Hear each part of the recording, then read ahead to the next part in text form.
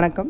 இன்றைக்கி நம்ம என்ன பார்க்க போகிறோம் அப்படின்னா வந்துட்டு 11ஆம் வகுப்பு கணக்கு பதிவியலில் வந்துட்டு புக் இன்சைட் கொஸ்டின்ஸ் எந்த மாதிரி கேட்பாங்க, எப்படி கேட்குறதுக்கு வாய்ப்புகள் இருக்குது அப்படிங்கிறத பற்றியும், தென் வந்துட்டு பார்த்திங்கன்னா நமக்கு புக் பேக்கில் இருக்க கொஷினே ட்விஸ்டடாக கேட்டாங்கன்னா எப்படி கேட்பாங்க அப்படிங்கிறத பற்றி தான் டிஸ்கஸ் பண்ண போகிறோம்.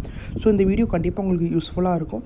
நான் ஆல்ரெடி வந்து ஸ்டடி பிளான் வீடியோஸ்லாம் போட்டுவிட்டேன். இந்த ஸ்டடி பிளானில் படிச்சுட்டு இருப்பீங்கன்னு நினைக்கிறேன். ஸோ நீங்கள் இன்றைக்கி வந்துட்டு யூனிட் 2 படிக்கணும்னு சொல்லியிருந்தேன். ஸோ இந்த ஸ்டடி பிளான் நேற்று வந்து யூனிட் 1 படிக்கணும், இன்றைக்கி யூனிட் 2 படிக்கணும். ஸோ கண்டிப்பாக நீங்கள் படிச்சுட்ருப்பீங்க. எந்த டவுட் இருந்தாலும் கண்டிப்பாக கமெண்ட் பண்ணுங்கள். புது வியூவராக இருந்தீங்கன்னா சப்ஸ்கிரைப் பண்ணி வச்சுக்கோங்க. உங்களுக்கு தேவையான எல்லா வீடியோஸும் ஃபர்தராக நான் அப்லோட் பண்ணுவேன். 12th ஸ்டாண்டர்டுக்கும் இப்போது நீங்கள் 11th முடிச்சுட்டு 12th போகிறீங்க, தமிழ் மீடியமும் full and full video upload பண்ணலாம் இருக்குது. அது இந்த சேனல் தான் அப்லோட் பண்ண போகிறேன். ஸோ கண்டிப்பாக சப்ஸ்கிரைப் பண்ணி வச்சுக்கோங்க. பெல் ஐக்கான் கிளிக் பண்ணிக்கோங்க. கண்டிப்பாக நோட்டிஃபிகேஷன் உங்களுக்கு வந்து சேரும். ஸோ இப்போது புக்கிங் சைட் கொஷின்ஸில் நம்ம என்ன பண்ணணும் அப்படிங்கிறத பார்த்துக்கலாம். சரிங்களா? தெரிந்து கொள்ள வேண்டிய முக்கிய சொற்கள் அப்படின்னு கொடுத்துருப்பாங்க. ஒவ்வொரு சாப்டர் ஸ்டார்டிங்லேயும் தெரிந்து கொள்ள வேண்டிய முக்கிய சொற்கள் அப்படின்னு கொடுத்துருப்பாங்க. ஸோ நீங்கள் தெரிஞ்சுக்கொள்ளணும் அப்படிங்கிறதுக்காக புக்லேயே கொடுத்துட்டாங்க.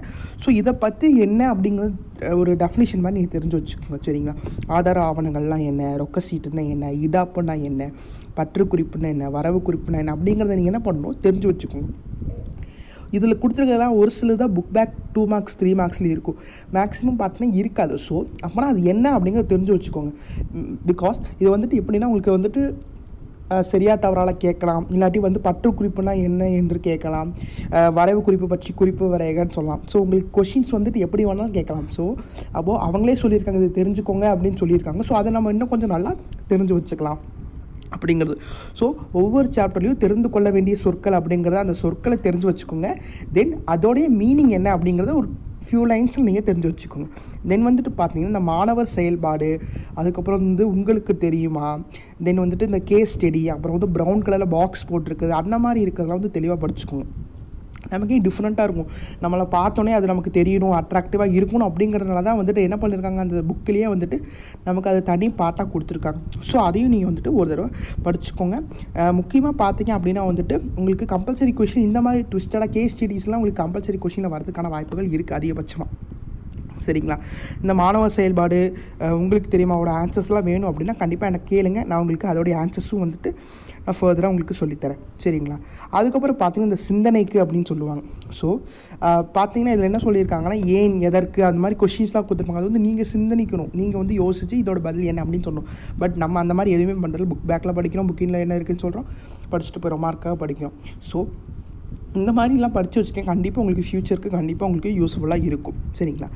தென் வந்துட்டு பார்த்தீங்கன்னா பாருங்கள், உங்களுக்கு தெரியுமா பற்று வரவு டிஆர்னு சொல்கிறோம், சிஆரை வந்துட்டு டெட்டார் அப்படின்னு சொல்கிறோம் அப்படின்னு நமக்கு சொல்கிறாங்க.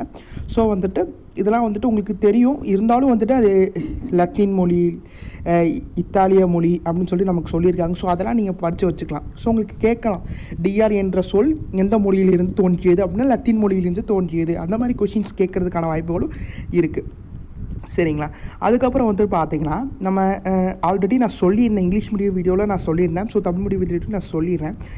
என்ன அப்படின்னா வந்துட்டு நமக்கு குறிப்பேடு அப்படின்னு நமக்கு இருக்குது. அதுதான் வந்து நமக்கு என்ன 3rd சாப்டரில் நமக்கு கொடுத்துருக்காங்க. சரிங்களா? அப்போது குறிப்பேடு பாருங்கள், குறிப்பேட்டு பதிவுகள் அப்படின்னு கொடுத்துருக்காங்க. ஸோ இந்த குறிப்பேட்டு பதிவுகளுக்கு வெவ்வேறு பேர் நமக்கு புக்லேயே நமக்கு கொடுத்துருக்காங்க. பட் அதெல்லாம் வந்துட்டு நம்ம படிக்கிறோமா இல்லையா எனக்கு தெரியல. ஸோ நமக்கு வெவ்வேறு பேர்கள் நமக்கு புக்லேயே கொடுத்துருக்காங்க. அது என்னென்ன பேர் அப்படின்னா இங்கே கொடுத்துருக்காங்க பாருங்கள். இது தோற்றப்பதிவு அல்லது முதன்மை பதிவு அல்லது ஆரம்ப பதிவு அல்லது முதல் பதிவு என்று அழைக்கப்படுகிறது. ஸோ இது கொஷின் எப்படி இருக்கும், குறிப்பேட்டு பதிவு காண்கன்னு கொடுத்துருவாங்க. இஃப் இன் கேஸ் கொஞ்சம் ட்விஸ்டாக கேட்கணும்னு நினச்சாங்கன்னா ஆரம்ப பதிவு காண்க, ஆரம்ப பதிவு பதிவு செய்க, தோற்றப்பதிவு காண்க. சரிங்களா? முதல் பதிவை கணக்கிடுகன்னு கொடுத்துருவாங்க. அப்போது முதல் பதிவுனா என்னென்னு உங்களுக்கு தெரியாமல் இருக்கலாம். சரிங்களா? தோற்றப்பதிவுனா என்ன, இது என்ன நம்ம புக்லேயே இல்லை அப்படின்னு நீங்கள் திங்க் பண்ணுற அளவுக்கு போயிடுவீங்க. என்ன பண்ணுறீங்கன்னா அந்த ஒவ்வொரு கான்செப்டும் இருக்க டிஃப்ரெண்ட் நேமையும் நீங்கள் வந்துட்டு தெளிவாக மனப்பாடம் பண்ணிக்கோங்க. தென் வந்துட்டு தெரிந்து கொள்ள வேண்டிய சொற்களை தெளிவாக பார்த்துக்கோங்க. தென் கேஸ் ஸ்டடியை படித்து வச்சுக்கோங்க. உங்களுக்கு தெரியுமா அப்படிங்கிறதையும் படித்து வச்சுக்கோங்க. மாணவர் செயல்பாடையும் படிச்சுக்கோங்க. ஏதாவது ஆன்சர் வேணும் அப்படின்னா கண்டிப்பாக கேளுங்க. இன்டீரியர் கொஷின்ஸ் அப்படிங்கிறது இப்படி தான் கேட்பாங்க. ஸோ 1 மார்க்ஸில் வந்துட்டு கொஞ்சம் ட்விஸ்டடாக கேட்கணும்னு நினச்சா சம்ஸை கேட்பாங்க. ஸோ வந்துட்டு சம் அப்ளை பண்ணி உங்களுக்கே இருக்கும், ஒரு சில 1 மார்க்ஸ்லாம் இருக்கும். ஸோ சம் அப்ளை பண்ணி ஆன்சர் என்ன அப்படிங்கிற மாதிரி கேட்பாங்க. அதை நீங்கள் கால்குலேட் பண்ணி போடுற மாதிரி இருக்கும். கண்டிப்பாக இந்த வீடியோ உங்களுக்கு யூஸ்ஃபுல்லாக இருக்கும்னு நினைக்கிறேன். வேறு என்ன வீடியோ வேணாலும் கண்டிப்பாக கேளுங்க, உங்கள் ஃப்ரெண்ட்ஸ்க்கு ஷேர் பண்ணுங்கள், அவங்களும் பார்த்து பயன்பெறட்டும். Subscribe now and press the bell icon. Never miss an update.